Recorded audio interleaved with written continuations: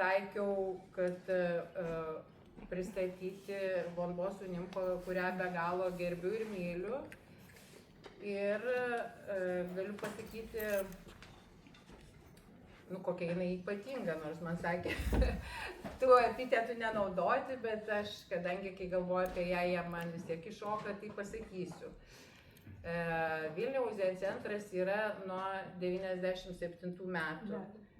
Pats Zencentras nuo ilgiau, bet aš tik ilgiau. Jo, bet o nuo kada yra, kur čia Algis? Nuo 91. 91, įsivaizduojat?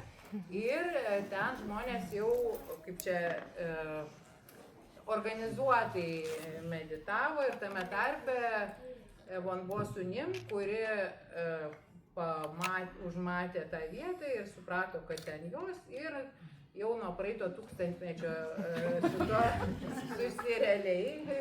susijusi, o šiame tūkstantmetyje 2000-aisiais jau jinai atsirado net Pietų Korėjoje vienuolyne ir jinai sugebėjo, ką iš tikrųjų yra padarę gal viena, dvi lietuvės, ne, taip sakysim, baigė net ir tą, vadinkim, universitetą specializuotą, aš čia taip supaprastinu, suliaudinu, ne, ir visokiausių praktikų daugybė yra padariusi ir tame tarpe netgi tokių, kur mums skamba, bent jau man tai 3 metus, pavyzdžiui, atsiskyrimą. 1000 dienų. Ir ten, žodžiu, visokių kažkokių ypatingų dalykų, kur atrodo žmonės lyg ir neturėtų sugebėti padaryti, bet kai iš vidaus, tai vat ir pasidaro, tai galim bus paklausinėti vėliau po to, ką jinai papasakos, man irgi žiauriai įdomu, labai įdomu, kas čia bus, specialiai nežiūrėjau ir neklausinėjau, kas per turinį suintrigavo pavadinimas, tai tikrai bus įdomu išgirsti. Ką dar sakėm, kad reiktų būtinai visiems žinoti, nes kai kurie tai gerai žino Von Bosų nimfą, bet lietuvė vienuolė šitos pakraipos yra vienintelė. Tai mums yra didelis patepimas, jinai labai gerbiama Zen pasaulyje ir kad jinai šiuo metu atvykusi ir po šios kelionės Lietuvą jinai vėl išeina į 3 metų atsiskyrimą. Tai yra tikrai ypatingai reta proga čia susipažinti ir kartu yra labai paprastai ir kukli. Už tai nenorėjau, kad aš čia pasakočiau kažko, bet vis tiek. Kiekvienas turi savo stiprybės. Žodžiu, tai ačiū labai ir ačiū, kad atvykai ir labai bus įdomu paklausyti, pasitraukti. Ir jeigu kam kils noras paremti šitą, tai galima jaukų dėžutę. Labas vakaras, žodžiu, sustoti. Labas vakaras. Labai džiugu matyti. Tai pirmiausia, pradedant kažkokias kalbas, norėčiau padaryti trumpą kartu įžanginę keletus minučių meditaciją. Atsisėskime patogiai savo vietose. Nėra taisyklių, kaip tai daryti, tiesiog raskite savo pačią patogiausią pozą. Kūnas, kad nebūtų per daug išglepęs ir atsipalaidavęs, būtų tiesiog atsipalaidavęs, bet tuo pačiu budrus. Užmerkiu akis arba pusiau primerkiu.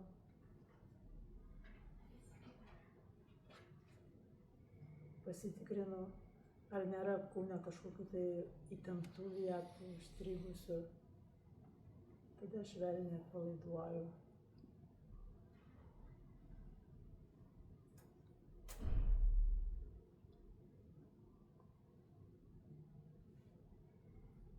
Juntu visus pagrindus, į kuriuos liečiasi kūnas.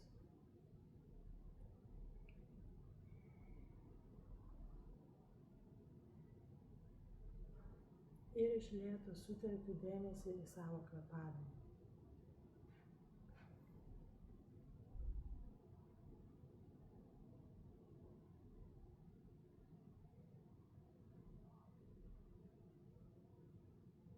Tiesiog stebiu, koks jis dabar yra. Nieko nebandau padaryti per prievartą, pakeisti. Jeigu jisai nepatogus, tiesiog stebiu, koks jisai nepatogus. Jeigu jis patogus, tai nevertinu jo.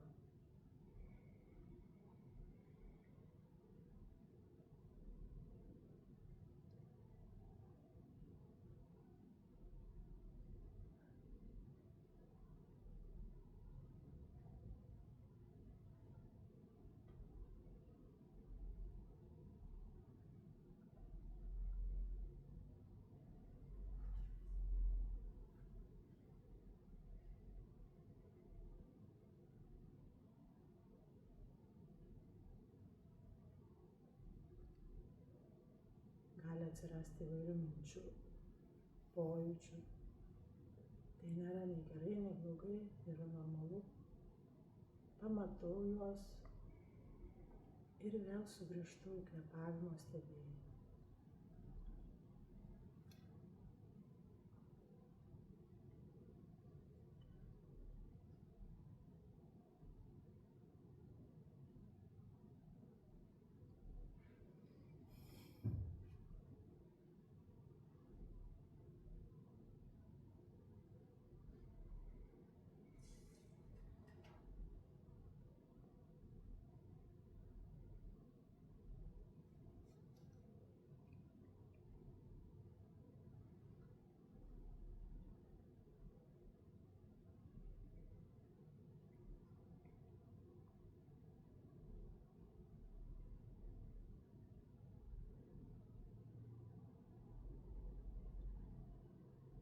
Galiu pajusti, kai įkvepiu, pilvas lėtai išsipučia, kai iškvepiu, iš lėto susitraukia.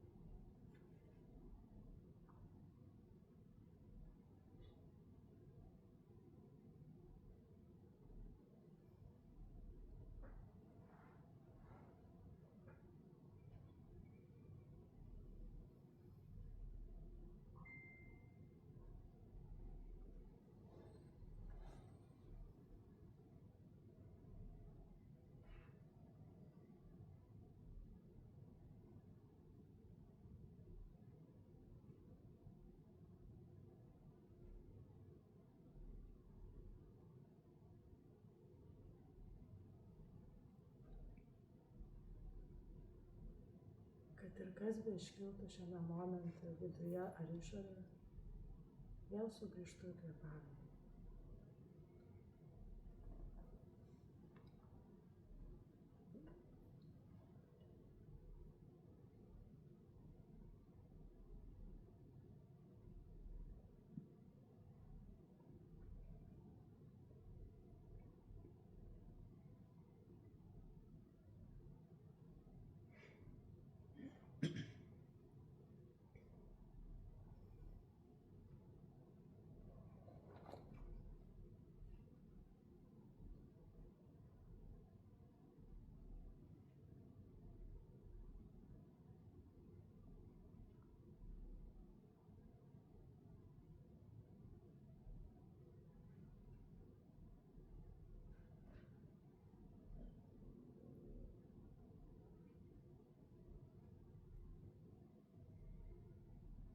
Tebelaikant dėmesį kvėpavimą, švelniai atmerkiu akis. Galiu truputį pajudinti kūną, jeigu norisi. Aiškiai matau viską prieš save, aiškiai jaučiu visą savo kūną, aiškiai girdžiu.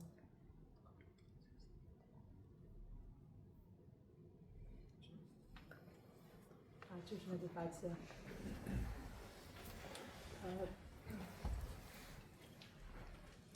Ši tema, jau čia turbūt, kas susirinkote, visi žinote temą, kad yra 10 jaučio ganimo paveikslėlių, apie 10 jaučio ganimo paveikslėlių ir turbūt, kiek matau, čia nemažai yra jau zen praktikuotojų, tai tikrai labai gerai žino šitą temą.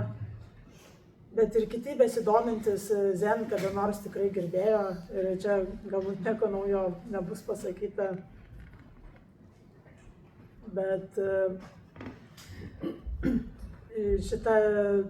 šitie paveikslėliai yra zen tradicijoje labai klasikinis mokymas apie savo tikrosios prigimties atradimą. Dabar dar ne. Tai kol kas įvadas.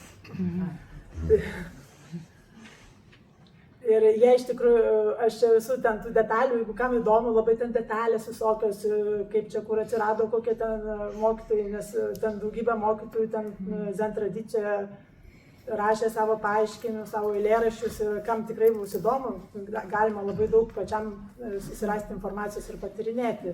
Bet atsirado Kinijoje, senovės Kinijoje ir buvo zen eilėraščiai ir nuo to labai paskiau ėjo į Koreją ir Japoniją ir tai tapo labai populiarus, nes labai aiškiai per piešinius ir taip pat su trumpais eilėraščiais labai aiškiai parodyta zen praktikos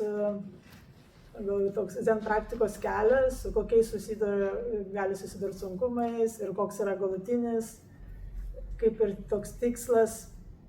Ir žmonėms gana lengva tai buvo paaiškinti ir suprasti. Ir kiekvienas, aišku, mokytojas turi savo kažkokius truputį kitokius paaiškinimus. O Korejoje tai beveik ant kiekvienos šventyklos, ant didesnės šventyklos yra piešiniai šitų, kur mes matysime irgi tos piešinius iš Korejos šventyklos. Tai, ką čia dar įveda. Tai pradėsim tada, jeigu bus kokie klausimai, nežinau, net ir per vidurį, nes čia tokia iš tikrųjų specifinė tema, kaip ir darmos kalba, bet taip pat ir kaip ir turi savo aiškę temą.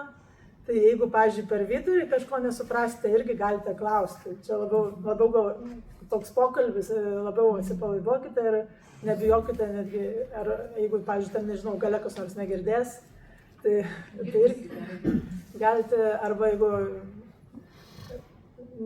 neaišku, kas tai yra, tai galite dar paklausti ir per vidurį. Tai atsipalaiduokite.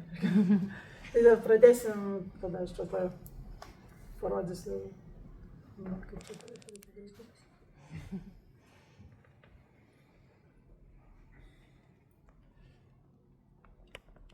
Tai tų paveikslėlių yra 10. Ir iš tikrųjų nelabai čia ką reikia aiškinti. Nes dėl to jie ir yra labai žmonėms prieinami ir dėl to jie yra ant šventyklų piešiniai, nes tu pamatęs jau daug ką gali pats išsiaiškinti, savo suprasti, tiesiog jo žiūrėdamas. Bet kadangi vis tiek turim paskelbtą paskaitą, tai paaiškinsiu. Na, bet ir tuo pačiu aš dar paruošiau Sungsan zen meistro mūsų šitos mokyklos, kur pasakoju, kad zen centras nuo 92 metų, pirmų metų, tai čia priklauso tai Korejos krypčiai, Korejos zen krypčiai. Tai tuo pačiu prie šitų paveikslėlių aš įdėjau tos mokyklos mokytojos Sungsan zen meistro tokius paaiškinimus, pusiau eilėraščius, pusiau paaiškinimus. Tai galėsim kartu paskaityti, patyrinėti, galbūt, jeigu klausimų kokių užduoti. Tai pirmiausia, tai yra 10 paveikslėlių ir pirmas yra ieškojimas. Tai visi mes visada kažko ieškom, bet čia labiau ieškojimas jau, kai pabandai visokių dalykų, kur natūraliai mums atrodo, kad kai mes gimstam, kai mes mokomės ir ką mes išmokstam, kad kaip reikia gyventi, tai natūraliai tas tradicinis gyvenimo būdas, daugumai žmonių ten atrodo, reikia turėti kažkokį tai išsilavinimą, turėti kažkokį tai darbą, karjerą, turėti šeimą. Tai yra natūralus, pirmiausia, kai mes tai išmokstam iš aplinkos. Ir aišku, natūraliai mes dedame tai pastangas. Žinoma, būna išimtis visada. Visada yra išimtis, bet dauguma žmonių tai daro ir kai tai darai, tu neturi tam per daug kažkokio laiko ten kitokiems ieškojimams. Bet kai tu darai tuos visus dalykus, tu tikiesi, kad kai tu pasieksi visus tos dalykus, kai ten išsilavinimas bus, tada darbas, karjera, vaikai, šeima, viskas šitas kai bus, tada jau jausi pilnatvę. Bet vieną pasieki, dar vis tiek, dar vieną. Šitą jau pasiekiau, čia gerai, bet dar liko. Tai tada, dabar dar kol kas biški, ne?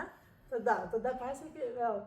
Ir nežinau, ar čia bus, pavyzdžiui, žmogus, kuris pasakys, aš viską materialiai pasiekiau ir aš jaučiuosi visiško tobulybei, ramybei ir aš tikrai nieko, čia nebus tokio, kurios aš tikrai nieko neieškau, nes čia neteitų. Bet aš visiškai jaučiu pilnatvę. Nežinau, pagalvokit. Bet kai tu esi tame, kai tu augini tą šeimą ir dirbi darbą, ir ten visus kitus užsiminėjai tiek įsusukęs, tai tada nelabai yra laiko kažkokiems kitokiems ieškojimams. Nėra ir energijos tiesiog. Tai dažniausiai, taip šiaip pagalvojus, kad tos kažkokius tai egzistencinius ieškojimus mes jaunystėje darom labai daug prieš sugriebant tos visus dalykus. Paskui sugriebant tos jau nebelieka laiko tiems, tada laikom tą ir dar daugiau, bandom dar daugiau įgyti, o paskui jau, kai ateina truputį vyresnis amžius, užaugo vaikai, darbas, tai biškai jau stabiliau, gyvenu stabiliau, bet vis tiek jaučiu tuštumą. Kai kurie žmonės, iš tikrųjų labai daug žmonių, kai jaučia tą tuštumą, stengiasi visais būdais ją uždengti. Nes jinai yra labai nepatogi, ta tuštuma, nes atrodo kažkas su tavim blogai, kažko tu nepatenkinti, bet jausti tą tuštumą yra gerai. Tai kai tada jauti tą kažkokią tai tuštumą, tada pradedi kažko ieškoti. Arba dar kitais žodžiais galima sakyti, kad tu pradedi kažko ieškoti, kažkokių kitokių nematerialių dalykų. Tu pradedi ieškoti tada, kai tu pripažįsti savo, kad tavo gyvenime yra kančia. Nepaisant to, kad tu viską turi, kaip atrodo, ką reikia turėti ir pasiekiai viską, ką visi žmonės pasiekia, bet vis tiek tavo gyvenime yra kančia arba nepasitenkinimas. Tas kančia lietuviškai to žodis skamba, nieks nenori jo pripažinti. Bet nepasitenkinimas galima sakyti, bet tu turi pripažinti, kad tu turi. Nes mes visi turim kančią, mes visi turim tą kančią. Visų pirma, jau gimimas jau yra kančia, nes jis jau yra nuspręstas, kad baigsis ir bus mirtis. Tai jau yra natūrali ta kančia. Bet jeigu mes visko dangstysim, tai yra kančia, bet tu jos stengiasi nematyti. Tai yra labai dažnas mūsų, tiesiog mes taip gyvenam žmonės, kad nematyti kas kančios. Tai reikia drąsos iš tikrųjų, pirmiausia pamatyti, mano gyvenime yra kančia, arba nepasitenkinimas, arba tuštuma, arba skylė kažkokia yra. Nereikia to bijoti. Yra. Ir ką dabar su to daryti? Tai va tada, kai yra toks klausimas, tada atsiranda ieškojimas. Tada mes pradedame ieškoti. Bet aišku, tas ieškojimas, tu net nežinai, ko tu ieškai. Iš pradžių. Nežinai, ko ieškai. Bet kažko. Ir būna, kad labai dažnai žmonės tiesiog ten, užstringa ten. Tam ieškojime. Ieškai, čia pabandai, čia pabandai, čia pabandai. Taip galima visą gyvenimą iš tikrųjų praleisti. Žinote, turbūt daug žmonių sutinkate jo. Tai, bet ieškai, nu tai ką, o ką tu žinai, ką? Yra kančia, ieškai. Čia toliau tada parodysiu tą eilėraštį, kur parašęs mums Anselmeistras, sakantis, prie šito paveikslėlio. Juokinga, žmogau, kuris ieško jaučio, juk jis niekada nebuvo prarastas, kogi tu ieškai. Tai čia dauguma iš tikrųjų zenmeistrų prie šito pirmo paveikslėlio dažniausiai prideda, kad kaip juokinga, kad jūs kažko ieškot. Nes mes irgi šitą natūraliai galvojam, kadangi mes nuo vaikystės taip gyvenam, kad yra kažkokie tai žingsniai. Padarai tą, tada gauni tą. Kažką padarai, pastangas padarai, iš išorės gauni tą, tada gauni tą, gauni. Ir mums toks atrodo toks kaip supratimas, net ir kažkokiose dvasinėse praktikose, kad mes kažką galim iš išorės kažką gauti ir tada kažko užsipildyti, kas trūksta mums, ko mums trūksta. Todėl šiais laikais labai populiaru ten nežinau kaip čia vadinasi, visokie saviugdos, tobulėjimo, kokių čia pavadinimų yra, tie, kur tobulėti, tobulinti save, tapti geresniu, ten tobulėti, bet tu kažką turi daryti ir iš išorės ir kažko tau trūksta. Bet va dabar, šiame momente jūs dabar sėdit ant kėdės, jaučiat aiškiai kėdę, jaučiat savo kūną, aiškiai matot, aiškiai girdit, kvėpuojat. Ar kur nors trūksta? Tai sakykit drąsiai, jeigu trūksta, gal trūksta. Netrūksta. Tikrai ne. Bet mums visada atrodo, kad kažko, kad mes nesam tie kažkokie tobuli, kad mums kažką reikia kažkur gauti, kad mums kažko, kad mus papildytų.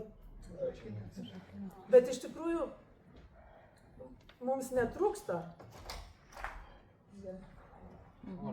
Mums trūksta oro. Bet ir čia toks pat. Vienas. Iš tikrųjų mums netrūksta, bet pas mus yra per daug. Per daug visko. Niekada nepagalvoti. Visų pirma, pas mus yra per daug minčių, prisirišimo prie minčių. Atsiranda mintis ir reiškia, jeigu jinai pas mane atsirado, jinai yra mano, tai esu aš ir tai yra tiesa. Ir aš tada elgiuosi, kaip ta mintis pasakė. Tai ir iš tų minčių ten įvairios tada skirstimai, vertinimai, teisimai, čia tas, gera, bloga, viskas vertinimai, greitai taip vertinimai, viskas čia tas, viską į dėžutės. Ir to labai daug, pas mus to labai daug. To yra per daug, mes tiesiog skęstam tame. Ir mes dar galvom, kad mums kažko trūksta. Tai pirmiausias dalykas, ką mes pirmiausia turim tai suprasti, nes žmonės tai apie tai net nepagalvoja, kad iš tikrųjų mes esam taip apsikrovę. Ir dar šiais laikais tai iš viso dar apsikraunam kažkokiom tai nereikalingom informacijom, dar daugiau, nemaža to, kad mes jau kūrėm visko. Tai dar kitų prikurta šiais laikais dar labai lengva įsisavinti begalybę, daugybę kitų nuomonių ir pasidaryti, kad ta nuomonė yra mano. Ir mes, sakau, skęstam tame. Tai pirmiausias dalykas, iš tikrųjų, ne tai patikėti, ką aš čia sakau, bet iš tikrųjų pažiūrėti į vidų, į save. Kiek pas mane visko daug iš tų nereikalingų dalykų. ir kaip man juos atmesti, kaip padaryti, kad jie nebūtų, kad jie manęs nevaldytų. Tai pirmiausia, tai ir yra žingsnis praktikoje, kai mokaisi tiesiog viską atmesti, neprisirišti, kas iškyla, kaip dabar mes darėme meditaciją, kaip sakiau, kas be iškiltų šiame momente, ar viduje, ar išorėje, kas be iškiltų, tiesiog leidžiu tam būti. Bet dažniausiai kaip mes darom? Dažniausiai mes bandom tai pakeisti. Arba jeigu mums patinka, tai bandom tai pagriebti ir laikyti kuo ilgiau. Bet kas, čia materialūs dalykai, kažkokie daiktai, mintis, emocijos, žmonės ir netgi dvasiniai dalykai.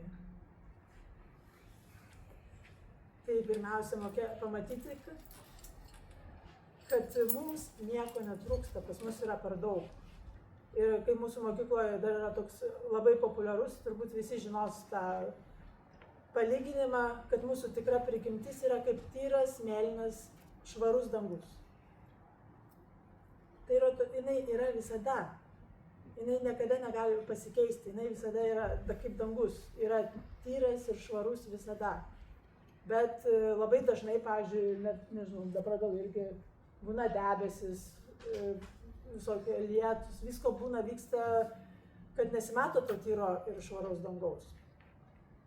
Bet mes klaidingai galvojam, kad tie debesis, kas ten vyksta, visokie ten praplaukiantis dalykai, tai esu aš. Bet tai, kas iškyla, kas tie visi debesis, kas uždengia tą dangų, tai nesu aš. Tai yra tik praplaukiantis dalykai. Mano tikra prigimtis visada yra tyra ir švari, kaip tas dangus. Ir tie debesis, kaip debesis, niekaip negali įtakoti dangaus. Niekaip. Kad ir kokie jie baisus būtų, jie niekaip neįtakoja. Ir todėl visi mūsų tie prisirišimai, aistros ar kažkokie blogi darbai, bet kokie blogi dalykai, kurio mes apie save galvojam ar kiti galvoja, jie neįtakoja šitą. Mūsų yra prigimtis, yra niekada tų dalykų nesutepta. Tai dėl to ir sako, kad čia ieškom kažko, bet juokinga. Juokinga, kad mes kažko ieškom, tai niekada nebuvo prarasta. Tai čia pirmas tas, kai ieškai, toliau antras paveikslėlis, yra jau tas pėdsako atradimas. Pamatėjai. Tai jau kai tu ieškojai, tu dar nežinojai, ko tu ieškai. Neaišku, ko tu ieškai, neaišku, ko ieškai, neaišku, ką tu čia kur rasi, bet pagaliau pamatėjai pėdsakus. Ir čia reiškia pėdsakų pamatymas, tu jau gavai kažkokį tai mokymą. Tai čia būtent čia gali būti pritaikyta įvairioms praktikos kryptims, bet čia būtent apie zen praktiką, apie zen budizmo praktiką. Tai tu pradėjai galbūt skaityti kažkokias knygas, gal atėjai čia į paskaitą, tai jau čia pėdsakų pamatymas. Pamatei pėdsakus. Ir iš tikrųjų, bet tai dar nėra praktika. Tai yra tiesiog intelektualus toks. Yra kažkoks, tiesiog sužinojai, kad yra kažkoks kelias, kažkur veda, kad kažkas ten yra tų pėdsakų gale. Bet irgi čia įdomu, kai galvojau, kad, pavyzdžiui, būna labai daug šiais laikais populiaru, kad būna žmonės, kurie studijuoja budizmą. Nepraktikuoja, bet studijuoja. Ir labai daug tokie ir garbingi profesoriai. Tai tokie žmonės, jie niekada nepraktikuoja, jie tik studijuoja, yra tokia žmonių rūšis. Tai iš tikrųjų tokie žmonės ir yra, kurie tyrinėja tus pėdsakus. Jie nenueina iki jaučio, jie tiesiog visą gyvenimą randa pėdsakus ir jie juos, kokio jie dydžio, kaip jie skiriasi nuo kitų pėdsakų ir visą gyvenimą praleidžia tyrinėjant tus pėdsakus. Bet jeigu tu radai pėdsakus, tu turi eiti atrasti jautį. Nes kam sustoti prie tų pėdsakų. Ir dabar galim pažiūrėti sekantį eilėraštį apie šitą. Tai kaipgi surasti tuos pėdsakus? Besiremdamas Budos mokymais, galiausiai supranti jų prasmę ir pamatai pėdsakus. Paaiškėja, kad visi indai yra iš to paties molio.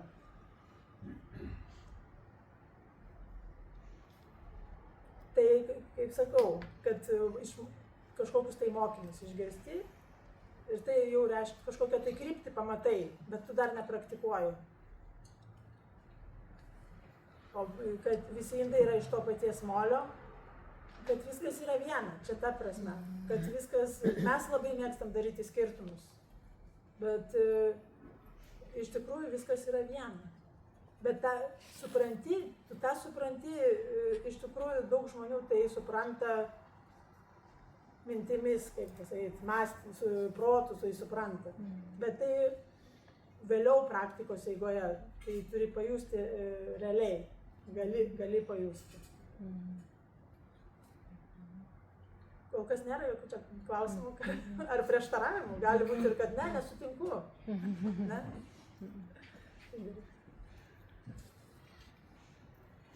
Ir sekantis jau trečias jaučio pamatymas.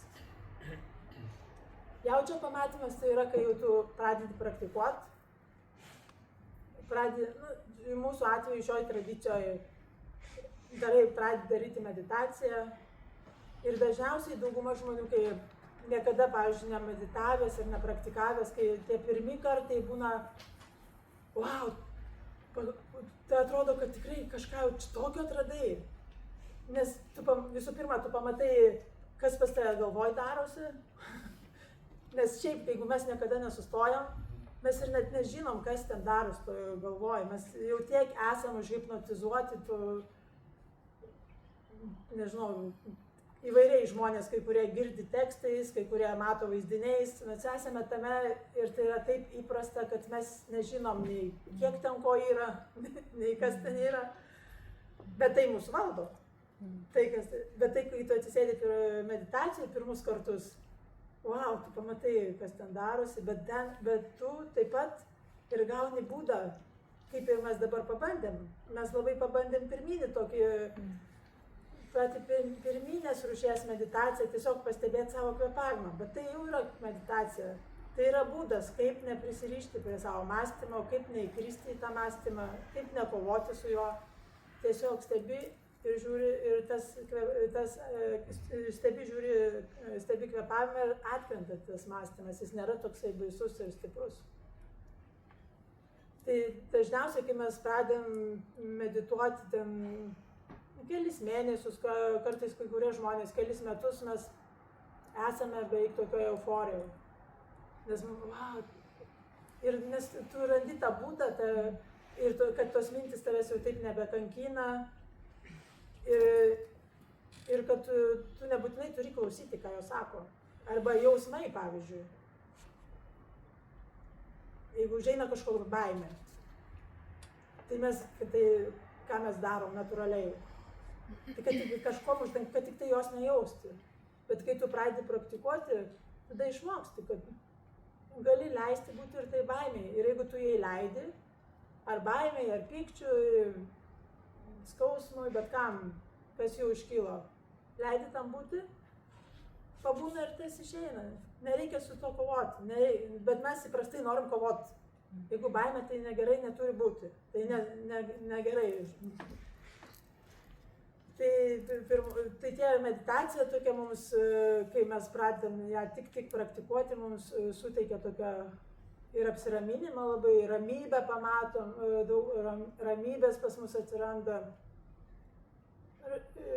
Aišku, kai kurie žmonės ten pamatė iš karto jau nemėgsta ir tada nedaro, pabandė tą meditaciją. Yra ir tokių žmonių, kur tiesiog pabando ir nedaro, bet dauguma žmonių pabandė, labai mėgsta ir bando ir toliau daro ir labai gerai jaučiasi.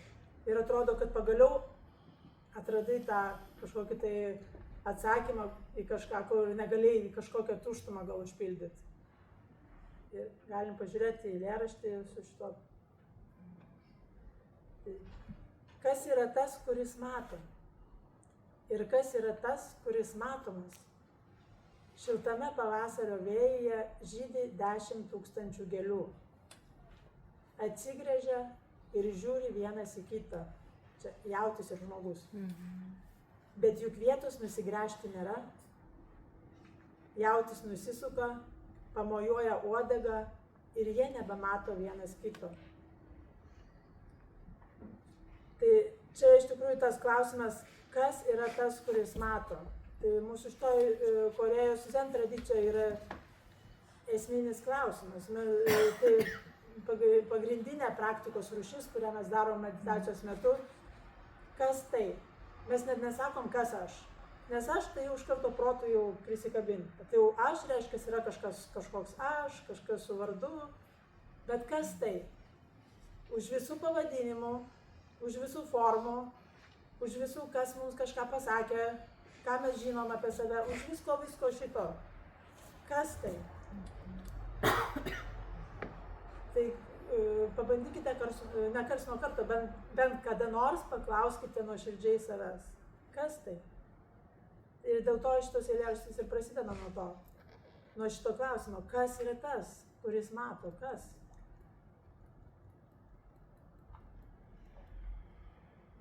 Bet tai nėra, kad tu ieškai kažkokio konkretaus atsakymo, sėdėsi, kas klausi, kas tai yra teis atsakymas. Ir kai kurie žmonės, ten, kur praktikuoja kitokias visokias praktikas, ten gali sakyti, ten kažkokia, nežinau, čia sako kažkokia visatos, kas? Sąmonė, jo, kažkokia sąmonė. Nu yra to, kur visokių ten atsakymų, tokių, va, kurie nieko nereiškia. Tai yra tiesiog žodžiai sugalvoti visokie.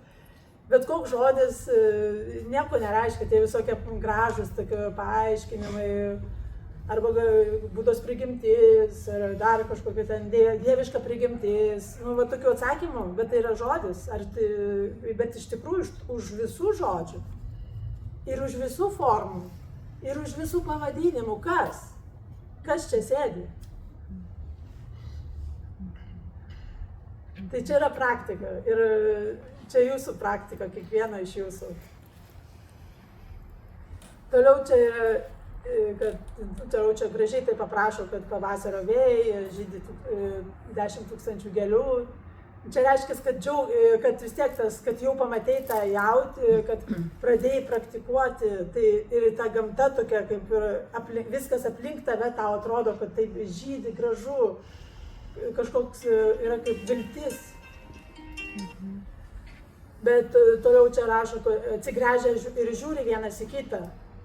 Tu pamatai kars nuo karto net ir pirmus kartus sėdėdamas, bet iš tikrųjų ir ne karto nesėdėdamas, būna situacijos, kai staiga visas mąstymas nukrenta. Ir tu pajunti visišką ramybę. Ir kartais žmonės turi tokią situaciją, bet kartais jinai tokia trumpa, kad net nespėja jo sąmoningai pajusti, bet yra tokie nušvitimai, net ir be jokių praktikų galima pajusti. Bet praktikos metu ypač tu gali, net ir pačioj pradžioj tos meditacijos metu, kartais kai sustoja ir tokia ramybė pajunti. Ir tada, ir čia, kaip sakom, atsigręžia ir žiūri vienas į kitą. Bet juk vietos nusigręžti nėra. Vietos nusigręžti nėra, todėl kad tai nėra tavo tikra prigimtis ir tu esi viena.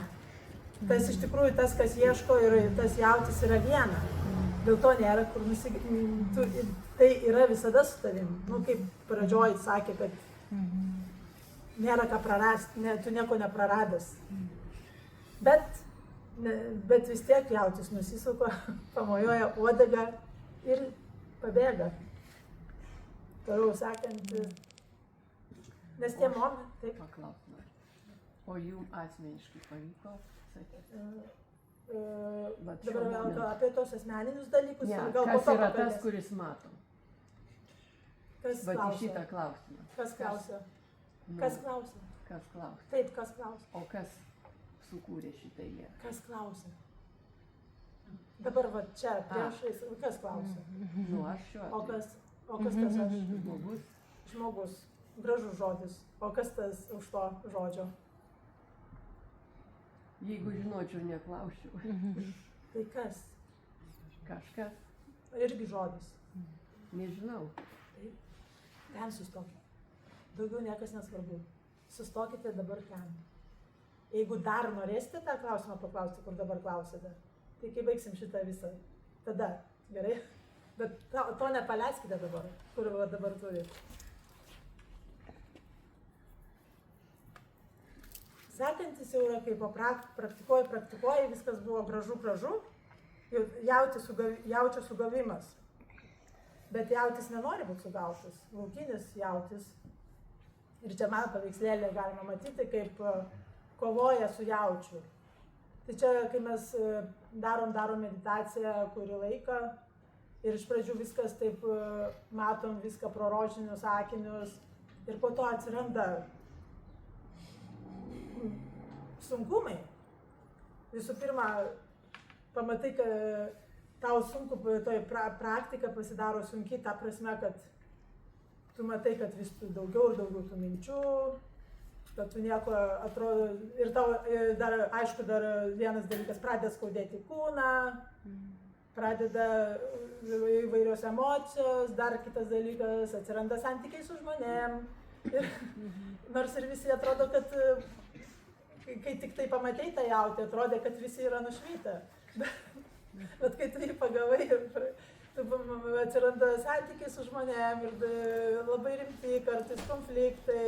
Ir atsiranda, kad nukrenta tie rožiniai akiniai. Tu pradedi kovoti su to. Ir ta meditacija netokia jau saldi. Kur niekaip negali nusiraminti mintis. Ir atrodo, niekur tu netobulėjai. Ir vietoj to iš tikrųjų, kad būtum ramesnis, tu dar pasidarai dar blogesnis žmogus. Ir jūs gal ir, kas nežinau, jeigu kas nors praktikavęs arba turi praktikuojantį žmogų, tai galbūt ir žino. Ir kartais būna žmonės, kurie nepraktikuoja visiškai meditacijos ir gyvena su žmogum, kuris praktikuoja meditaciją. Tai tas žmogus, kuris praktikuoja meditaciją, tai jeigu jis tik tai kažkokią emocija tokia piktesnė ar kažką parodo, tai tas žmogus iš karto nustemba. Tugi praktikuoji meditaciją. Kaip tu taip galėjai? Bet iš pradžių ir mes patys taip nustembam. Paskui jau mes žinom, kad čia gali, bet kaip?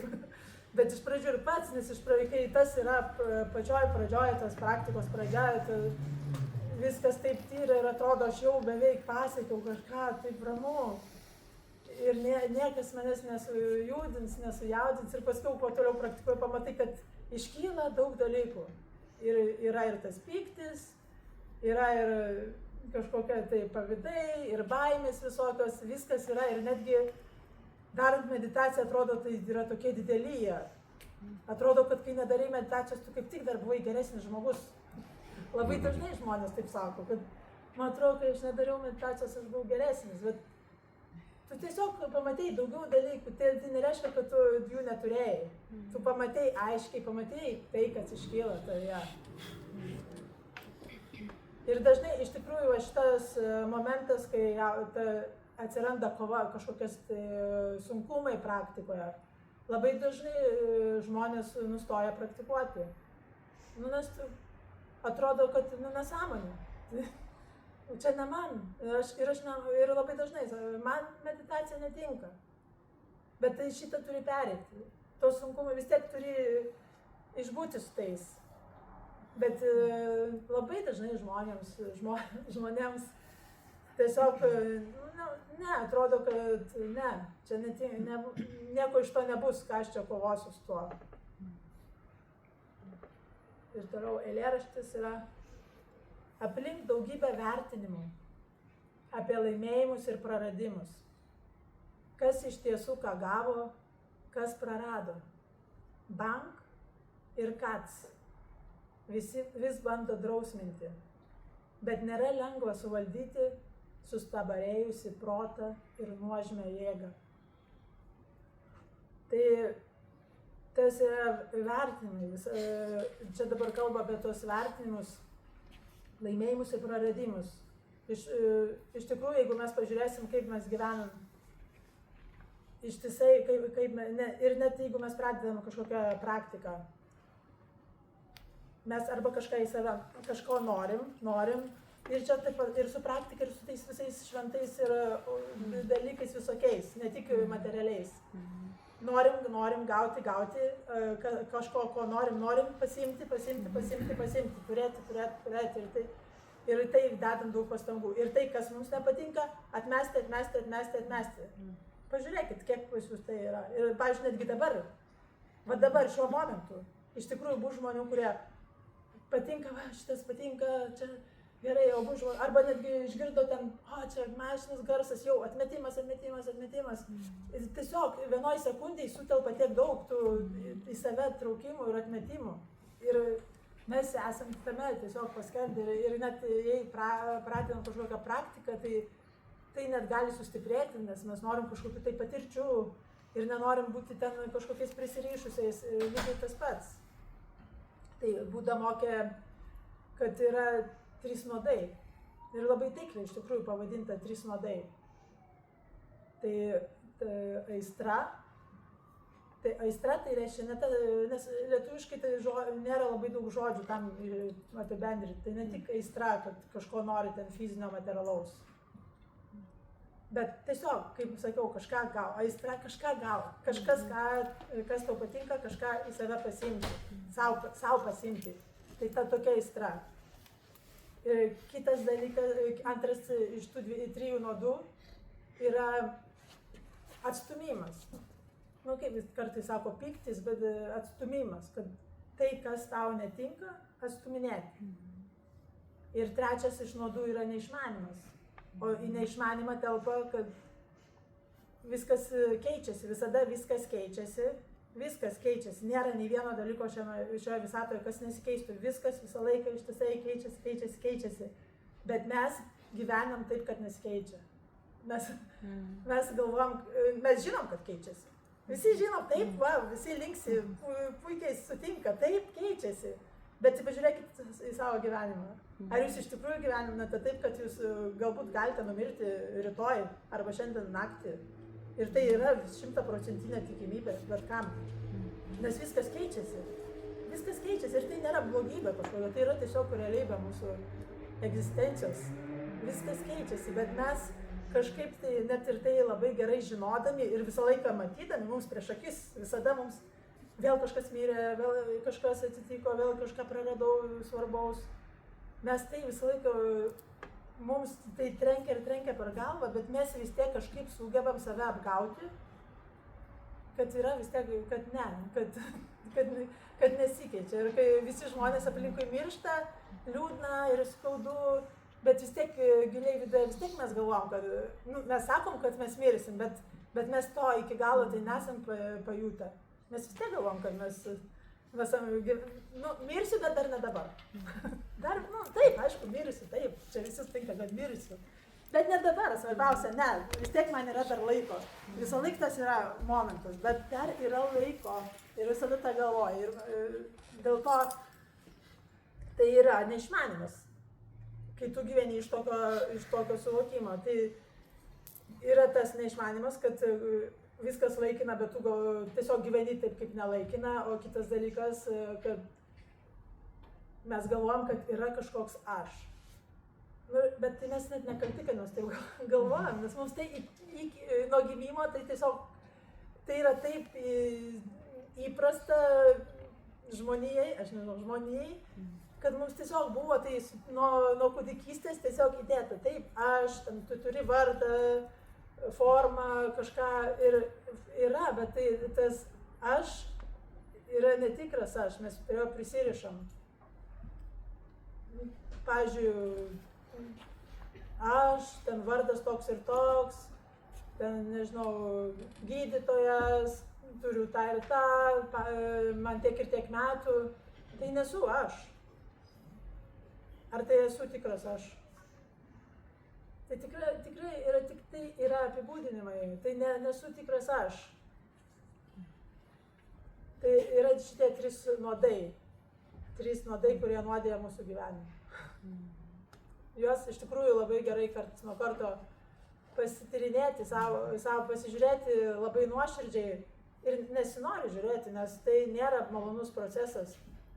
bet pasižiūrėti iš tikrųjų, kiek pas mane jų yra gyvenime. Kiek aš vis į save, arba nuo savęs, kiekvienu momentu. Ir tai labai nustebsite, kai pamatysite, kad vos ne kiekvieną minutę, daugybę kartų aš jau kažko nemėgau ir noriu, kad to neliktų, arba kažko labai pamėgau ir noriu į save. Tai tą reikia labai nuoširdžiai pasižiūrėti savo gyvenimą, pasižiūrėti nuoširdžiai, be baimės. Toliau, ir čia toliau tas, kas iš tiesų ką gavo, kas prarado. Kas? Kas? Užtenka to klausimą, paklauskite savęs, kas? Viskas, ir sustokite tame klausime, kas? Tame sustokite, net protas gali išmesti. Protas duos žmogus, tas, nieko nereiškia žodžiai šitie. Kas iš tiesų? Ir toliau čia yra te bank ir kac, vis bando drausminti. Tai zen tradicijoje tai bank, tai čia yra su lazda, kai trenkia, kai mokytas kalba ir trenkia per garsą kažkokį per stalą, pavyzdžiui, su lazda. Tai čia tik arba kartais sutrenkia ir žmogui. Dabar mažiau naudojama, nes gali neteisingai suprasti ir tada blogai būna. Bet čia tik tai skirta tam, kad bent akimirkai sustabdytų to žmogaus protą. Kad sustabdytų, nes kartais tiesiog jis pats neįmanoma. Tiesiog sustabdai. Ir kac yra tas šūksnis, lygiai tas pats. Kartais zen meistrai ten kalba, arba nieko nekalba, tiesiog į kiekvieną klausimą tiesiog šaukia, kažkokį užšaukia. Tai lygiai tas pats, sustabdyti tą protą. Šokas, sušaukia, mums yra šokas, bent akimirkai sustoja protas. Tai yra labai daug, nes mes savaime patys, be jokių praktikų, labai sunku mums tai padaryti.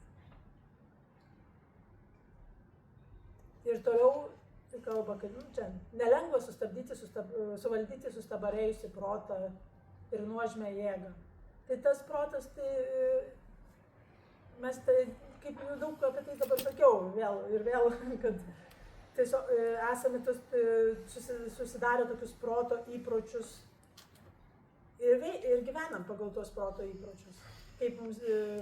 Ir jie susidaro iš įvairių dalykų, ir iš vaikystės, ir iš praeitų gyvenimų, ir yra visas komplektas tų įpročių, ir jie yra sustabarėję, sukalkėję, taip, nežinau, pavirtę į geležį, ir labai sunku su tuo kažką padaryti, mus tiesiog valdo, ir nuožmę jėgą. Tai irgi tai yra tas, kai kažkas, kas mums nepatinka, norim atmesti. Patinka į save. Ta jėga yra labai stipri. Tas mūsų atstumimas ir į save. Nes labai dažnai jinai vyksta be mūsų netgi sąmoningo suvokimo. Tai, kai sąmoningas suvokimas, kad mes tai darom, jau yra, tai jau mes galim, stop. Pamačiau, aš dabar noriu šito, kad neliktų šito garso. Sunervino garsas. Bet aš pamačiau. Ir viskas, vėl grįžtu pavyzdžiui, momentą. Dabar, kas vyksta dabar, grįžtu čia. Bet tai labai dažnai vyksta, kai mes automatiškai tiesiog to nenorim, šitą norim, to nenorim, šitą norim. Momentas po momento, tiesiog ištisai tame. Ir tai yra labai didelė jėga, kuri mūsų valdo. Mes neturime jokio didesnio kažkokio pasirinkimo, ištisai pagal tą jėgą veikiam. Ir tą sustabarėjusi protą. Sekantis yra jaučio prisijaukinimas. Tai kovoji su to jaučiu, kovoji ir jeigu tu nepasiduodi ir nepaleidi to jaučio ir nenustoji ieškoti, tada vieną dieną tu jį prisijaukinsi. Įmanoma. Ir jeigu kas nors iš jūsų praktikuoja arba kada nors praktikuos, ir jeigu bus sunkus periodai praktikoje ir norėsite, arba nebūtinai zen praktikoje, bet kokiose praktikose, ar nežinau, net ir krikščionybė, ar kažkokiose dalykuose bus sunku ir norėsite viską mesti, ne. Vis tiek prisijaukinti manoma. Jauti, kur atrodo labai tokia nuožmi jėga ir nesuvaldoma, kažkada įmanoma prisijaukinti. Bet reikia nuoširdžiai tai daryti. Tai mūsų atveju daryti praktiką. Ir čia yra, jisai net nereikia net laikyti to pavadžio. Jis jautis tiesiog sėdi savo ramiai ir jautis irgi šalia. Ir čia jau rodo toks simboliškai pavaizduotas pusiau baltas jisai. Tai čia žymi, kad mūsų aišku švarus protas. Nes čia kaip jautis yra mūsų ta tikroji prigimtis, tikrasis aš.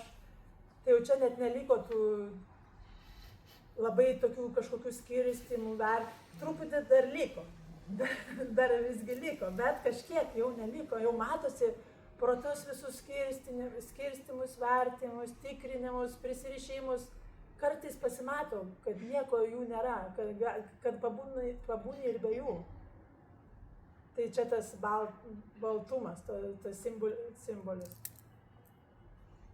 Bet iš tikrųjų įdomu, kad man atrodo, kad šiais laikais yra daug meditacijos rūšių, kurios nueina tik iki šito momento.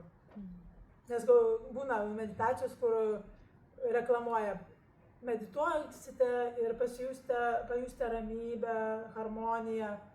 Ir tas yra meditacijos tikslas. Tos ypač naujos visokios meditacijos kryptis. Medituoja ir tai irgi nėra blogai. Ir labai daug šiais laikais labai populiaru medituoti, kad gautum ramybę ir kad mokėtum kaip funkcionuoti be streso. Tai toks tikslas. Tai yra labai populiaru šiais laikais ir tai nėra blogai, bet kelias tame nesibaigia. Jeigu kažkurie žmonės medituoja dėl ramybės ir tiesiog dėl gero jausmo, tai gerai, bet nesakau, kad tai labai čia blogai. Geriau negu nieko. Bet reikia žinoti, kad dar yra ilgas kelias. Tai nėra meditacijos tikslas, nėra pasijusti gerai. Ir net nėra tapti kažkokiu geresniu žmogum, kažko tokios, tai ne visai ne tas tikslas. Sekantis, čia eilėraštis bus dabar.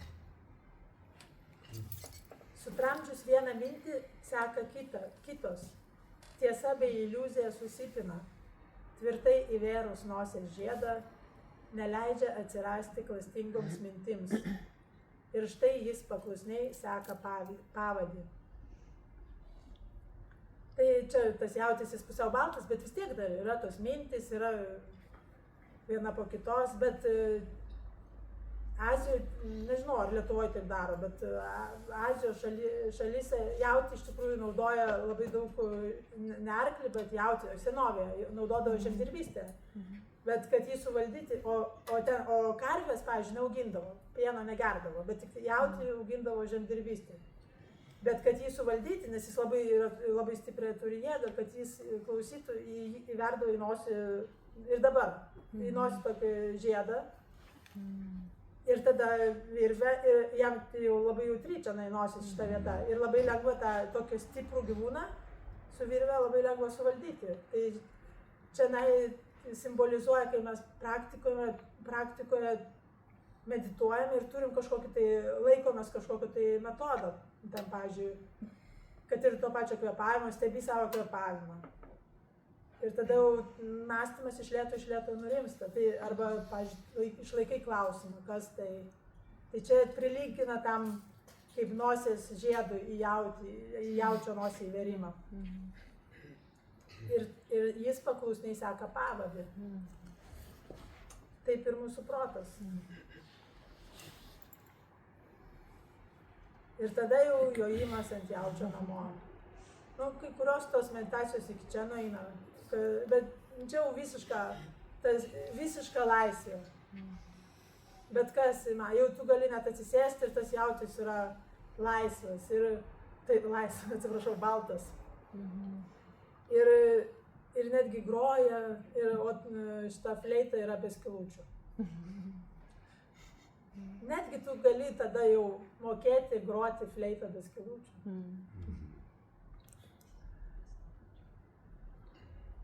Ir ir grįžta namo. Jo, čia tas momentas, kad grįžta namo, ne šiaip paskui, bet namo.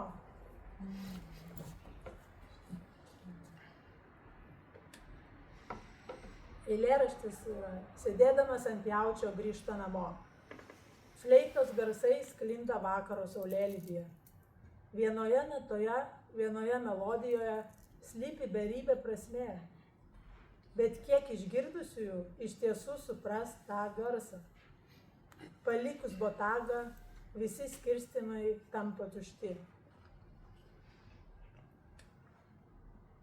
Tai galite tiesiog pasižiūrėti. Labai čia gražiai aprašyti. Jau saulėlydis. Nes kai dar ieškojo, ten buvo tik pradžia, ten saulė gal tekėjo, dabar jau saulėlydis, jau grįžta namo. Bet vienoje melodijoje beribė prasmė. Ir iš tikrųjų ne tik, kad vienoje melodijoje, bet kokiame, kas aplink mus, kiekviena, nežinau, dulkelėje yra beribė prasmė. Bet kiek išgirdusių iš tiesų supras tą garsą ir kiek pamačiusių ar tą dulkelę pamatys beribę prasmę. Ir čia skirstimai tampa tušti. Ir, nežinau, čia turbūt savaime aišku, nežinau kaip dar kitaip dar paaiškinti, nes jau čia taip aiškiai viskas sudėliota.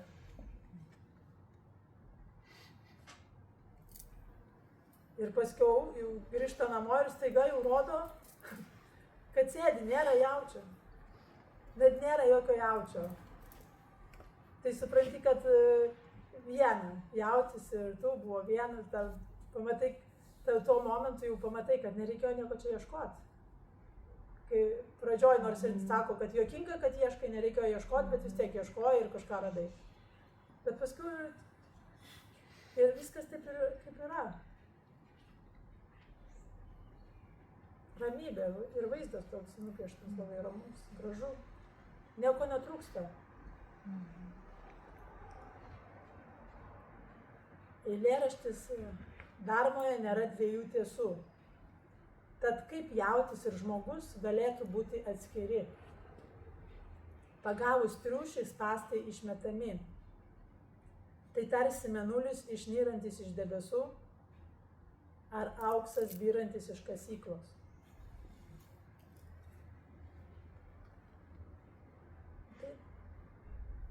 Kaip ir sakiau, jautis ir mano prigimtis nėra atskira, jinai visada yra ir jinai niekada nieko nėra paveikta. Jinai visada, bet tiesiog aš jos nematau. Apkrauta viskuo, nematau, bet dabar viskas nukrito ir viskas aišku. Čia pagavus triušį spąstai išmetami, kad reiškia, kad net atmeti visus jau, čia ir pas Budą yra toks palyginimas, kaip perplauki upę, tai išmeti tą valtį, nebesitempi valtį su savim, nes tau jinai buvo reikalinga tik perplaukti upę. Tai čia ta valtis arba čia tie spąstai, čia naudojami kaip Budos mokymui ir praktikai kažkokiai. Tai kai tu tą pagavai, jau tą pamatei, pavyzdžiui, kad tas jautis yra, pamatei, kad tą savo tikrą prigimtį ir ne tik pamatei, kad tu ją esi, net ir ta praktika nebereikalinga. Jinai reikalinga, bet jinai gali būti bet kur. Net ir įvairiose formose, tada praktika gali būti įvairiose formose. Tada iš tikrųjų, kartais mes mėgstam zenę, kartais yra toks įprotis, kai mes priskaitom knygų ir kad čia viskas yra praktika. Bet mes ir pradžioj pradedam praktikuoti, bet paskui ten nelabai praktikuojam, labai dažnai būna žmonės. Aš nepraktikuoju meditacijos, bet mano darbas yra praktika. Mano šeima yra praktika. Ir tai yra tiesa, bet ne iš pat pradžių. Iš pat pradžių tai ne, vis tiek ne. Tai tiesiog tu save apgaudinėjai, kad viskas yra praktika. Viskas yra praktika, kai tu pamatai, kad tavo prigimtis yra švari ir tai yra visada. Kad jautis ir žmogus nėra atskiri. Kai tu pasieki tai, tada viskas yra praktika. Ir kaip tarsi mėnulis išnyrantis iš debesų, negali tu sustabdyti to, kad jis neišnirtų, arba auksas ten iš kasyklos, čia tokie pavyzdžiai. Kažkas, kas išlenda, jau negali pakeisti, jau, pavyzdžiui, nuo šito, tu negali nuo šito, kad ten kad ne, jau to neliktų, jau nėra, kaip sakant, kelio atgal, jau tu tame esi. Nes kitose, ten tose, kaip pasakyti, žingsniuose, kur buvo prieš tai, gali daryti ir paskiau sustoti viską mest ir tu jau vėl nukrisi kažkur į kitus kažkokius tai pasaulius, lygmenis.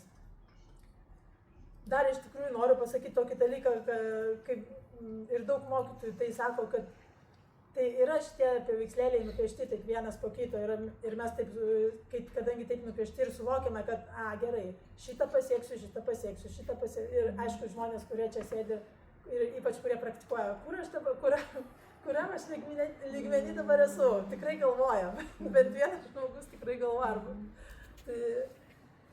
Tai yra kai kurie ten momentai, kad vienas po kito, bet kai kurie momentai gali būti praleisti, kažkurios tai gali net praleisti ir kartais būna, pavyzdžiui, žmonės kažkokia atsitinka tragedija ir be jokių praktikų, be nieko pasiekia didelį tokį visišką nušvitimą. Ir be jokių nieko, be jokių šitų, tai čia nėra, kad tai viens po kito, gali būti tai viens po kito, bet gali būti ir visai. Bet va nuo šito, kai tu pasiekiu va šitą, jau viskas, atgal, jau nėra atgal niekaip kelio.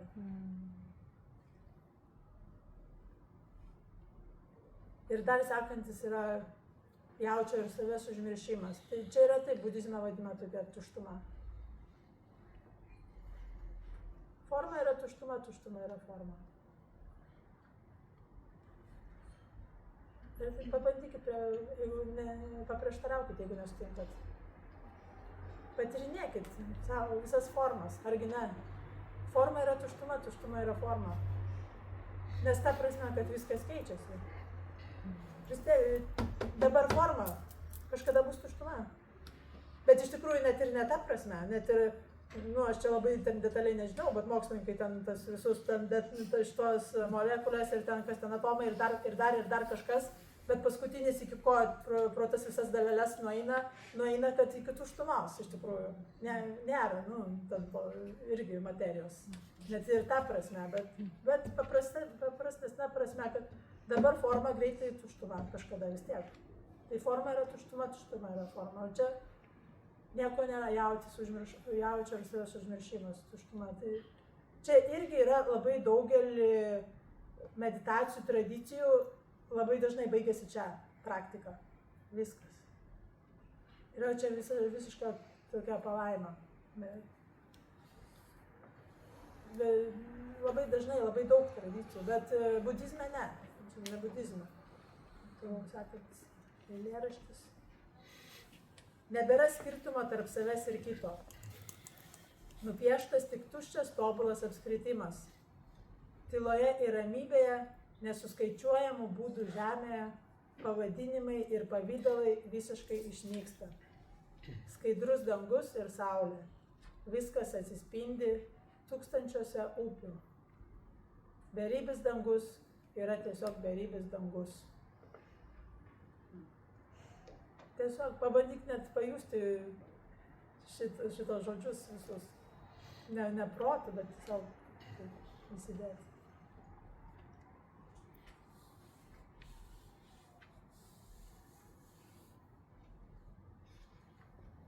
Ir toliau yra dar grįžimas į pradžią.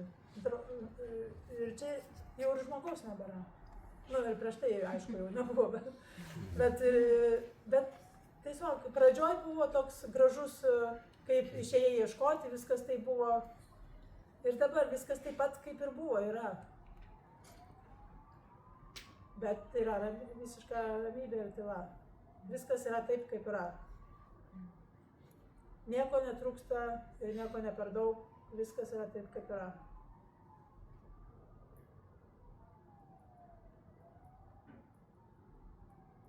Pasiekęs kelią, Žmogus ramiai sėdi vienas. Tačiau jei sėdi tarsi aklas ir kurčias, taip tik didėja skola Budai. Darbo siekimas ir nušvitimas yra dėl gyvų būtybių. Todėl žmogus duoda naują įžadą ir ruošiasi įžengti į pasaulį, tarsi nuotaka besirengianti vestuvėms. Tai čia tas pats irgi, kad būna, ir čia būna iš tikrųjų ir budizme, kad pasiekia kažkokį lygmenį ir būta, iš tikrųjų, kai kai pasiekė nušvitimą, pirmas jo impulsas buvo, kad aš niekam nieko nesakysiu, nemokysiu žmonių, nes šito, ką aš pasiekiau, žmonės tikrai nesupras. Jo buvo toks stiprus suvokimas, kad žmonės šito tikrai nesupras. Aš neįsiu mokyti jokių žmonių. Aš sėdėsiu viskas, čia sėdėsiu, ir man atrodo, ten kiek dienų jisai, 7 kokias dienas, dabar bijau sumeluoti, bet kažkiek dienų jis tai ten sėdėjo ir jisai buvo įstikinęs, kad jis tikrai neįs mokyti žmonių, ne dėl to, kad jis ten kažko nenori pasidalinti, bet tiesiog jisai nuoširdžiai tikėjo, kad žmonės šito nesupras, čia per daug nesupras, kam nesakysiu. Tai yra daug vienuolių, kurie kažką pasiekia, bet neina nieko mokyti, pasidalinti, ir nebūtinai mokyti pasidalinti tuo, neina. Bet Buda paskiau nuėjo, nes, nežinau, kas ten Brahma, ar kažkokį ten dievybę nusileido ir maldavo, prašau, ten eik mokyti žmonės, prašė ir išėjo Buda mokyti žmonių. Tai čia labai lengva iš tikrųjų, kai tu pasieki, tai labai lengva tame sustoti, tikrai gali atrodyti beviltiškai, kad žmonės tikrai nesupras. Bet tas sakinys labai svarbus. Darbo siekimas ir nušvitimas yra dėl gyvų būtybių. Ir ne tai, kad mes pradžioj pradėjom ieškoti tų pėdsakų, aišku, mes galvom, kad dėl savęs, ir dėl savęs, bet ir dėl visų gyvų būtybių. Jau nuo pat pradžios tai yra. Tai yra dėl visa praktika dėl visų gyvų būtybių. Nes ir budizme ir sako, kadangi jeigu mes gavome tą iš Budos, iš visų mokytojų, iš visų praktikuotojų, tas mokymas atėjo iki mūsų. Ir mes tą mokymą sekėm, praktikavom, kažką pasiekėm, bet nieko nesidalinam, tai yra skola. Mes įsiskolinam. Tiems, kurie iki mūsų atėjo, mūsų mokė, mes įsiskolinam. Tai yra skola. Čia yra mūsų tiesiog pareiga. Nes nebūt skolingam tiems visiems, kurie iki mūsų buvo. Ir atiduot skolą būtai tai pasidalinti su kitom gyvom būtybėm. Ir nebūtinai, kad ten jau nušvitimą pasidalinti. Čia tiesiog pasidalinti savo patirtį. Bet tik tai galiu pasakyti, pasidalinti tada, kai žmogus prašo. Mes kaip tik norim dalintis, kai žmogus prašo, kai mums atrodo, kad tam žmogui reikia tai žinoti. tą mes tada labai norim daryti.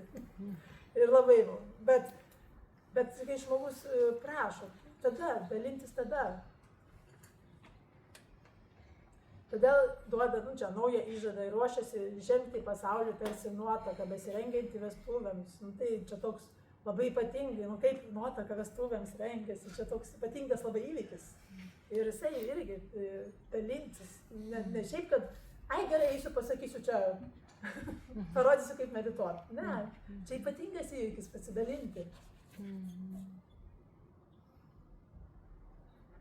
Ir paskutinis, čia yra 10. Išėjimas į gyvenvietę. Arba kartais išėjimas į turgų, į gyvenvietę, kur yra daug žmonių.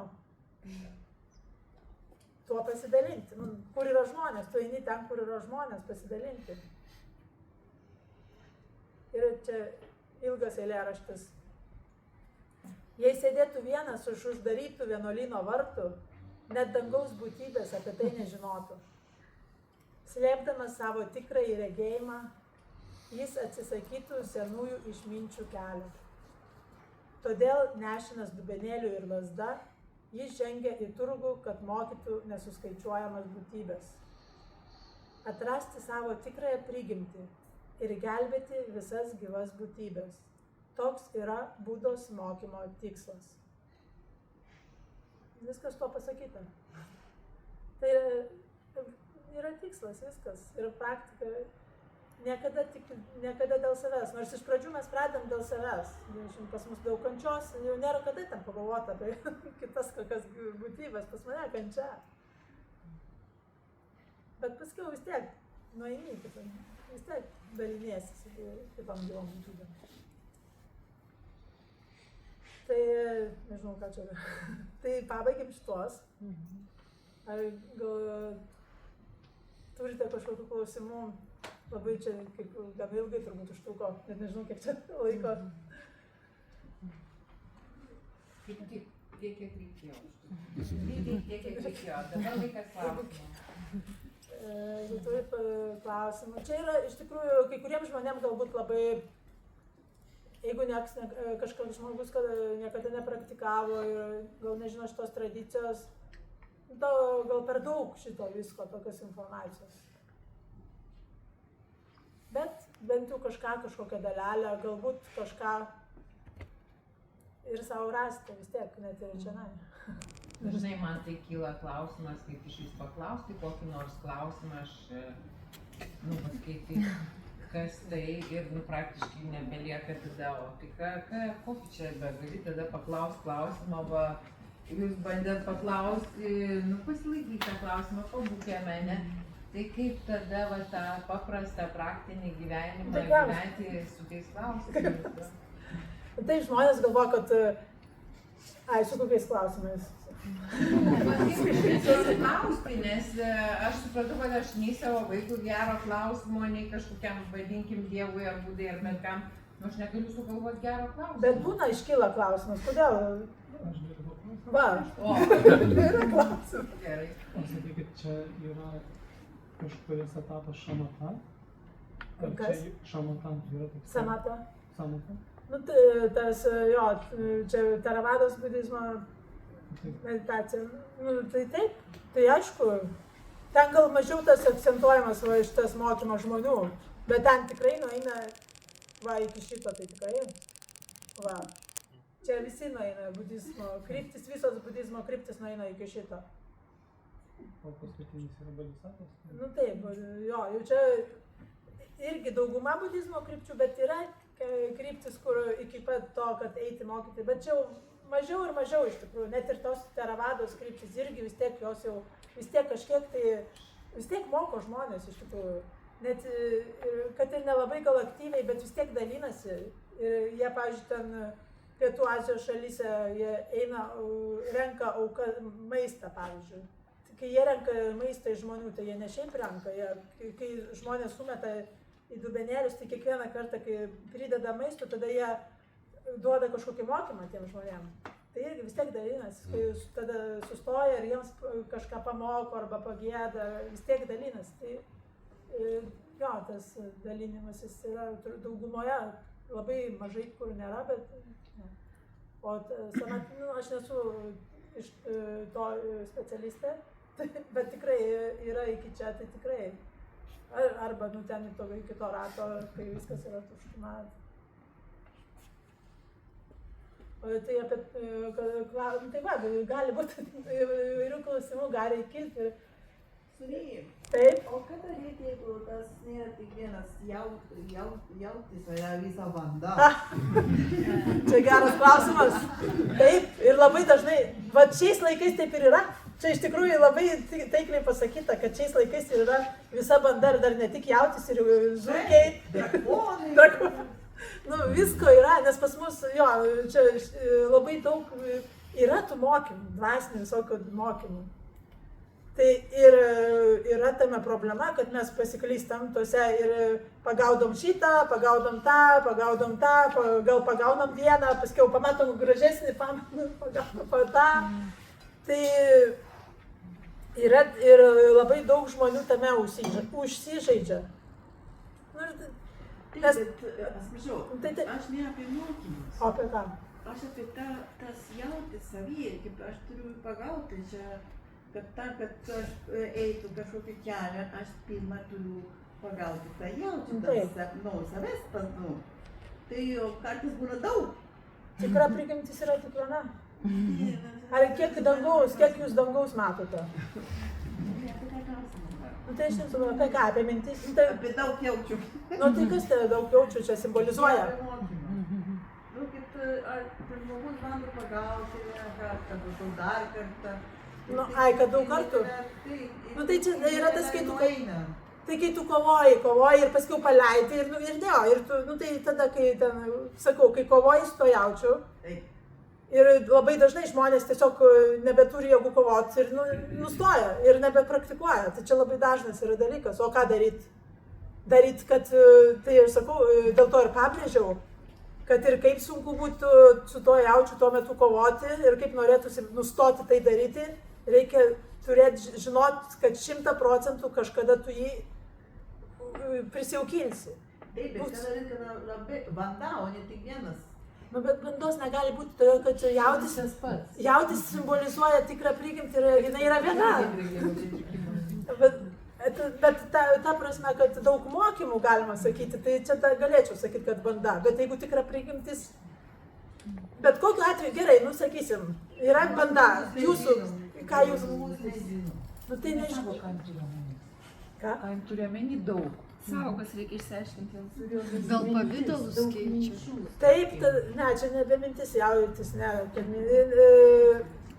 Jeigu taip yra, ir taip gali būti, ir dar visaip gali baisiai būti ir nesupranti, kaip būti, tęsti praktiką. Ta praktika, kurią pradėjai, viskas, įsikibti praktikos. Neprisirišti prie praktikos, nes dar yra čia vienas momentas.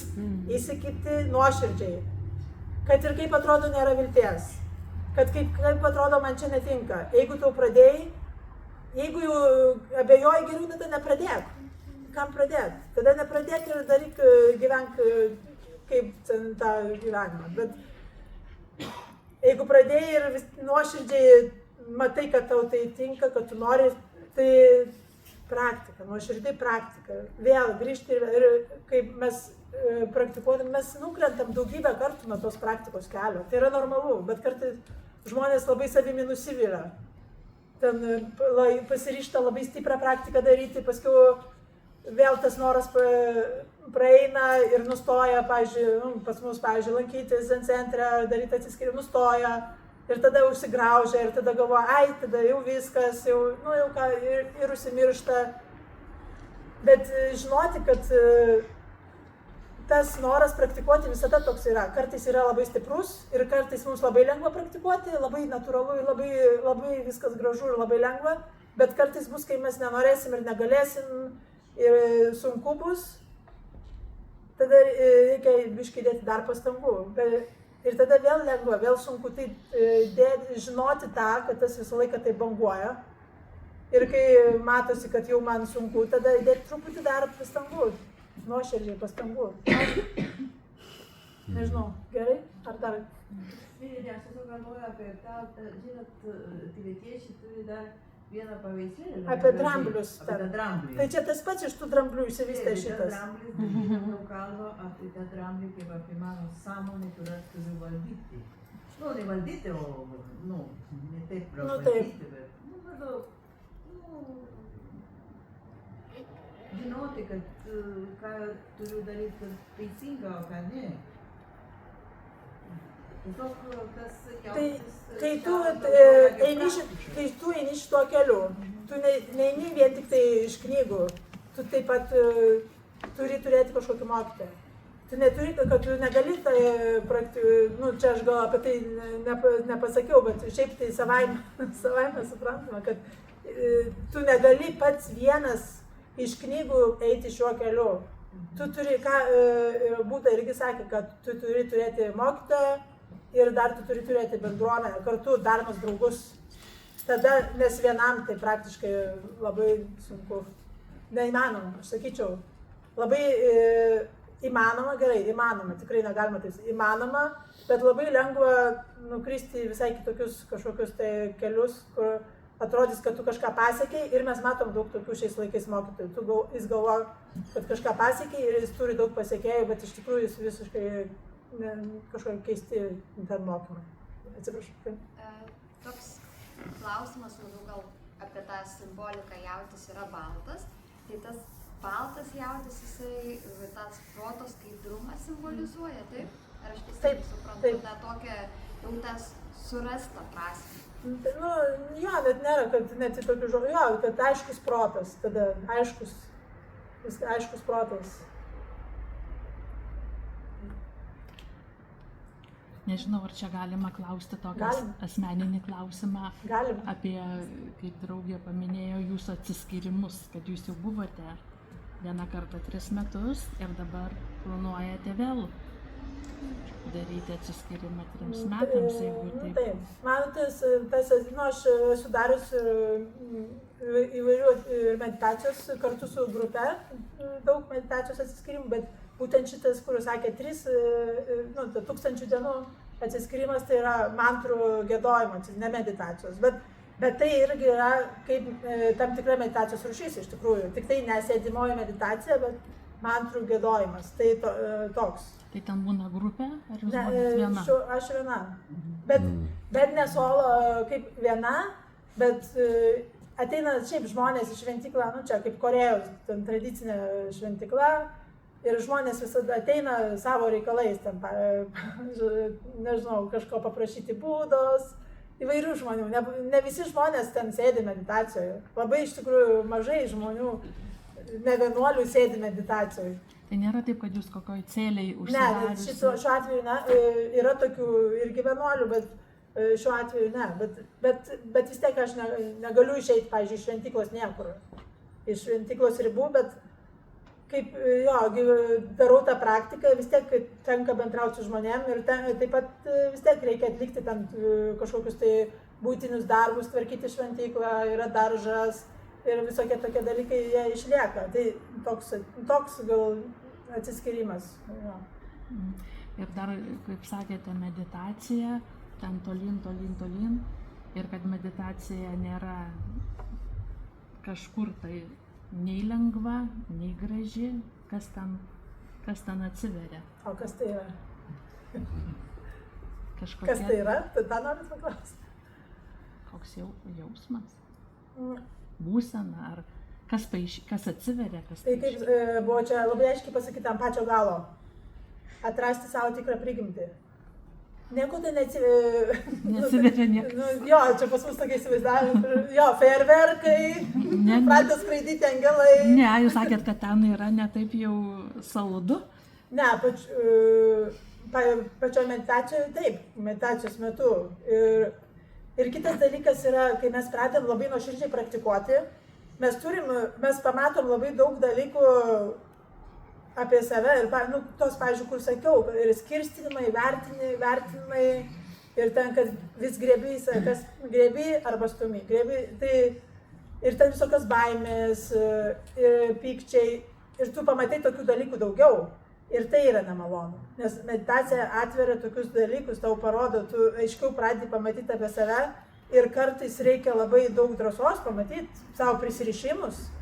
Ir netgi, ten, pavyzdžiui, net ir būdamas vienuolis, jeigu ten tu ir vienuolis ar ne vienuolis, nesvarbu, bet praktikuoji ten, pavyzdžiui, 10-20 metų ir jau tu daug maž jautiesi, nieks tavęs per daug tenai nejūtina, ten kažkas užrėkia, tau ramiai atsakai, tai jau jauties vis tiek, net ir labai ten aiškiai savo, gal taip neįvertindamas, bet viduj vis tiek kažkur gilyje tu jautiesi, kad tau ta meditacija padėjo ir bent jau tu esi ramesnis žmogus, vis tiek tu taip galvosi apie save.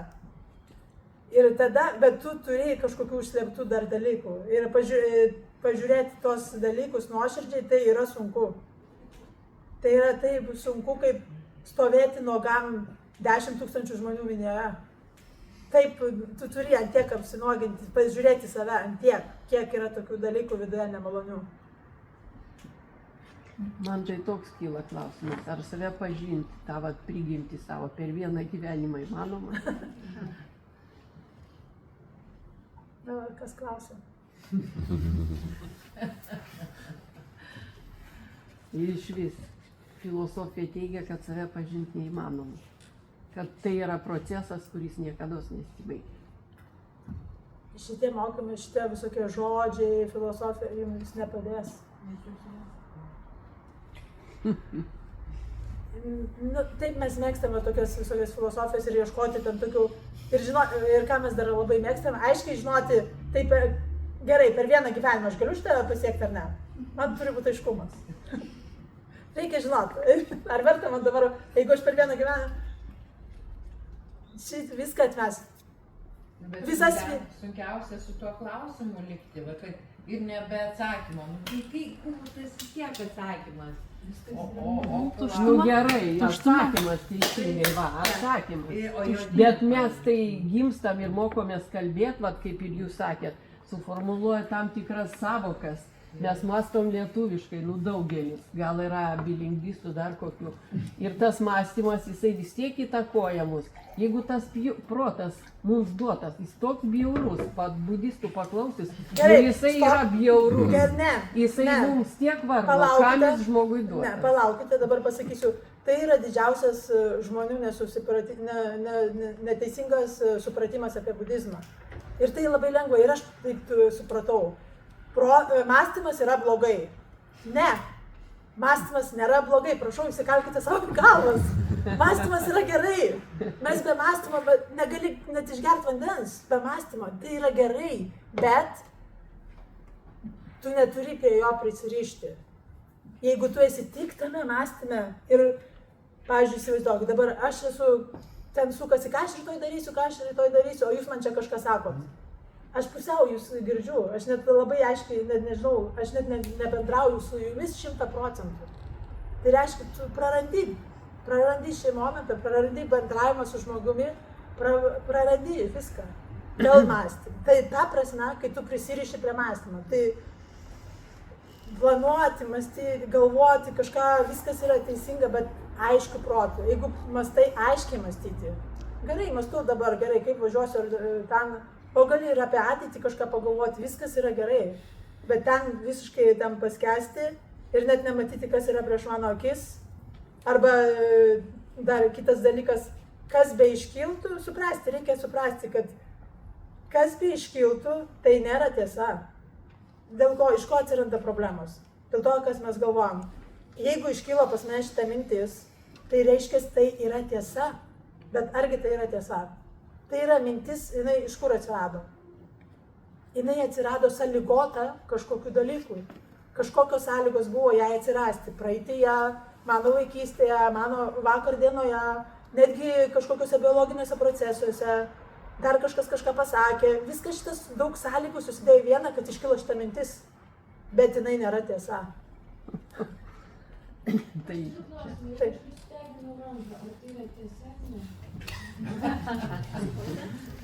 Kai nusideginat ranką, ką darot? Nu, dar prieš tai. Tai va. Ir viskas. Tai daugiau nieko nereikia. Sakau, truputį paaiškint, daugiau praktikuoti, bet neprisirišti prie praktikos.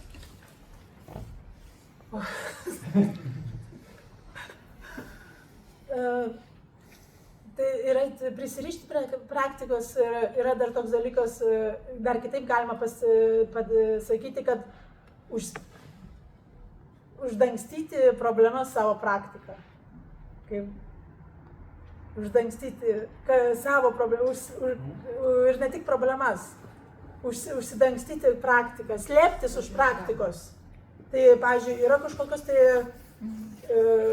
situacijos ir yra kažkokios situacijos, kur tu turi jas spręsti ne praktiką. Ir netgi būna, pavyzdžiui, žmonės, ir netgi vienuoliai būna tokie. Pavyzdžiui, susirga kažkokio liga vėžių. Ir yra žmonės, kurie galvoja, ir tai yra kažkuriems žmonėms ir padėjo, bet daugumoje atveju tai ne. Bet gerai, aš medituosiu ir išsigydysiu lygą. Bet negersiu tikrai vaistų. Bet kai kartais reikia tiesiog eiti gerti vaistus. Bet tu tada, nedarysiu nieko, man meditacija turi tikrai padėti. Tai yra prisirišimas prie to. Ir aišku, prisirišimas, kad dar vienas prisirišimas yra, kad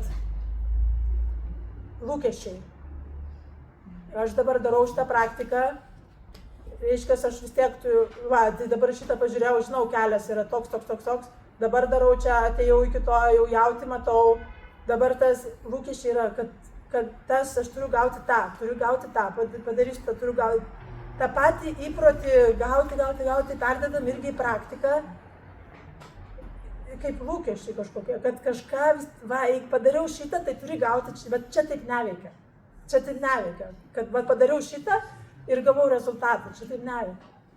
Tai tas yra prisirišimas. Viską atmest, iškilo klausimas, atmest. Kaip jie atmest gyvenant materijoje? Įkvėpavimą. Nu. Įkvėpavimą, ką aš dabar darau. Vėl, į šį momentą, kai tai paklausėt, jūs grįžtate į šį momentą. Nereikia neigti materijos. Naudotis materiją, nereikia prie materijos prisirišti. Naudotis materiją sąmoningai, išmintingai tiek, kiek reikia, ne per daug, ne per mažai, kad netrūktų ir kad ne per daug jos būtų. Neprisirišti prie jos, naudotis ją. Bet visada galima grįžti vėl ir vėl į šitą momentą. Kvėpavimas. Jeigu nieko kito galite iš vis nedaryti. Jeigu jūs tik tai sąmoningai dienoje bent kelis kartus įkvėpi ir 100% jauti savo kūną, viską 100%, visi pojūčiai, viską ir kvėpuoja ir stebi kvėpavimą. Ir ką aš dabar darau? Viskas užtenka. Nu, paskutinį klausimą. Daug moterų budisčių yra? Nu, daug, jo. Panašiai kaip ir vyrų, aš nežinau. Panašiai kaip ir vyrų. Ar ne? Jo, daug. Azijai. Iš tikrųjų, Korejoje tai daugiau moterų negu vyrų. Pas mus šventykloje tai būna 3 moterų ir 2 vyrai, pavyzdžiui. Nu, tai yra, kodėl Azijoje, tas, ypač, Koreja, aš galiu kalbėti apie Koreją, kad tai yra tokia sena tradicija, 2000 metų ir pas juos tai nėra taip tiek daug apie meditaciją ar kažkokio savo ten prigimties pasiekimą, tai labiau, kad aš šiame gyvenime gavau šitą kūną, aš esu pasaulietis, ne vienuolis, tai mano pagrindinis darbas yra remti tuos, kurie praktikuoja, vienuolius, aš juos paremiu ir paremdamas juos, man bus ramybė, taika, mano šeima bus ramybė, taika, viskas gražu.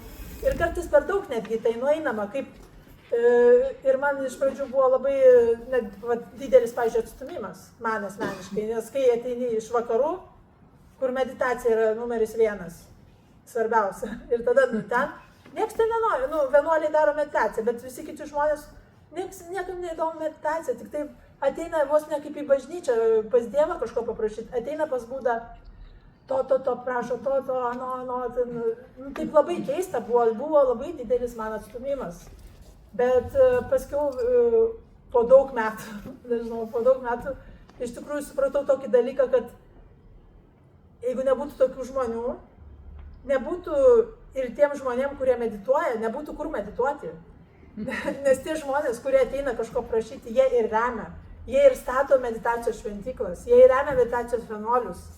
Ir nebūtų tas budizmas netgi perėjęs iš vienos tradicijos, nebūtų iki mūsų laikų atėję, jeigu nebūtų žmonių, kurie tai remia. O tie, kurie iš tikrųjų visą gyvenimą atsisėda ir sėdi meditacijoje, jie jau neturi galimybės finansiškai paremti. Tai iš tikrųjų labai didelė tų žmonių, kurie ateina, mums atrodo, kaip man, pavyzdžiui, atrodė žemas lygis. Ateina, koks čia budizmas. Ir net nežino, net 4, nežinau, bet ko, nieko nežino. Tai, bet jų irgi yra labai didelis darbas įdėtas, jų yra tokia forma. Ir jiems kol kas nereikia praktikos. Mes stengiamės jiems parodyti, mes stengiamės jiems ir kas kiek nori ateina, bet kol nenori, tai ką padarysi. Tai, bet moterų daug. Tai dėl to moterų yra daugiau, nes jos kaip ir meldžiasi už savo šeimą, kad labiau negu vyrai, prašo labiau visko moteris. Džiugu. Na, gerai, dar yra klausimas. Gerai, paskutiniai, bet jau artėkim į pabaigą, nes taip, tikrai jau 2 valandos. rytdiena ir šiandiena. Okay. tęsiasi.